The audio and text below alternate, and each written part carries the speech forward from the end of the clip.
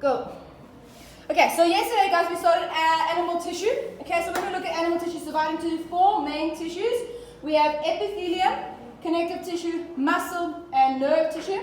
Yesterday, we started looking at epithelium, so I want to just do a quick recap on epithelium for you guys and for those that are at home. So let's quickly look at epithelium.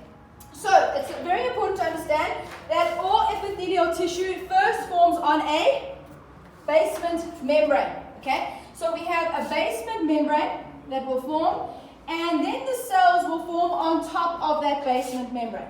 Okay, and so there are 4 different shapes that we could potentially get. Sorry, not 4, sorry, 3 different shapes that we can potentially get. We get squamous, S-Q-U-A-M-O-U-S, and the way I remember squamous is they are flattened or squashed cells. So it looks like squash, so squashed squamous cells. Everyone get that? So the nucleus is found in the center, and they are tightly packed next to each other like this. Okay?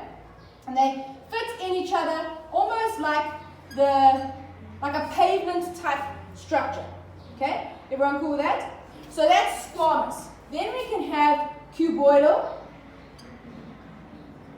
And cuboidal cells do exactly what they say, or the shape is exactly what it says. They are cube shaped. So we can have cube shape, right? And then nucleus will be found usually in the middle. And then the last shape that we can have is columnar. Columnar. And columnar cells also are column shaped, exactly what they say. So we have this column shaped structure. So, everyone cool with that? Yes? So, these epithelial cells can either be found as one layer or many layers. If they are one layer, we use the word simple, right? Simple. If there are many layers, we use the word stratified. So let's have a quick example. On our basement membrane, so here's a basement membrane. I wrote meant twice. Basement membrane.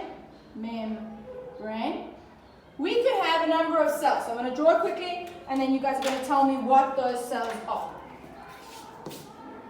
No, that pen's not going to work. I need to go pen shopping again. Blue is good, as far as I know. So we draw a whole bunch of cells.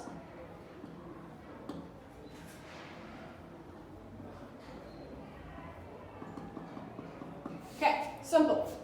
What type of epithelial tissue is this? Well, we ask ourselves how many layers first, yes?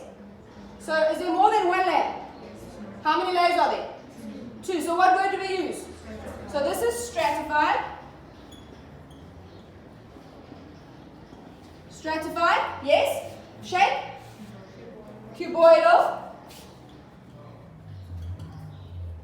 Epithelium.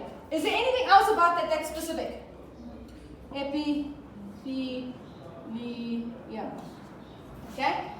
Now there's variations now that can potentially happen, right? What are the variations that we can have? These cells can have cilia, right?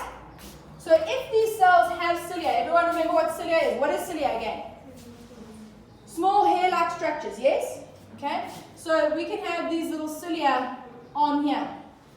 So now what does it change? How does it change our naming? Still stratified, yes? Cuboidal, ciliated. So we just add the word ciliated epithelium.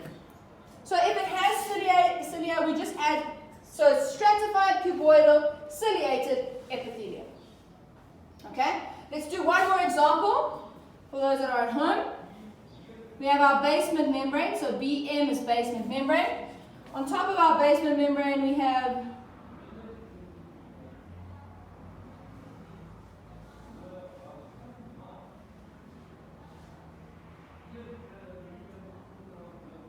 what would this be? Squamous, yes? Do you agree? With the nucleus found in the center of the cell. Okay? How many layers? Many, right? So what word do we use? Stratified. So we've got stratified. Yes. Shape. Squamous. S-Q-U-A-M-O-U-S. Any cilia? Does it have any cilia? No. Does it have any goblet cells? No. So we just have stratified, squamous, epithelium. Okay, one more just for those that had missed yesterday. We can also have, let's say we have, let's find some more colors here. Orange will work. We have our basement membrane again. So this is our BM. We have this now.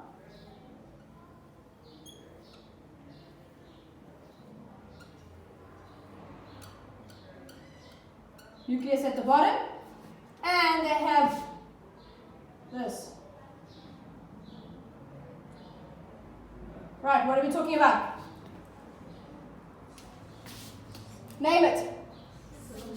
Okay, how many layers? One. So what word do we use? Simple. So this is simple. What shape is this? Columnar. Yes, next. Ciliated, because it's got cilia. Yes. So ciliated. Yes. Okay, they have goblet cells. What do goblet cells do again, grade 10s? They produce secretions. Now those secretions could be mucus, sweat, hormones, saliva, anything that's going to be released from a gland. Okay? So sometimes this is actually called glandular epithelium. So it can be called glandular epithelium, but I'm happy with simple, columnar, ciliated epithelium, with, what has it got? What is that? A goblet cell. Goblet cell. Okay, are we all happy? So there are 3 questions that we have to ask ourselves. Number 1, how many layers? Yes? So we ask ourselves about layers. Number 2, we ask ourselves about shape. Shape of the cell. So how many layers, how many shapes, what is the shape? And then we ask ourselves, does it have cilia? And does it have goblet cells? So if it does have cilia, it's called ciliated. If it has goblet cells, we say with goblet cells.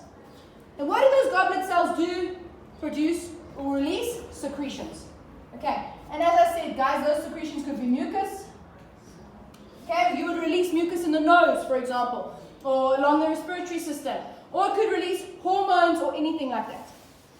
So that is epithelial tissue. Is everybody cool? Hope it is.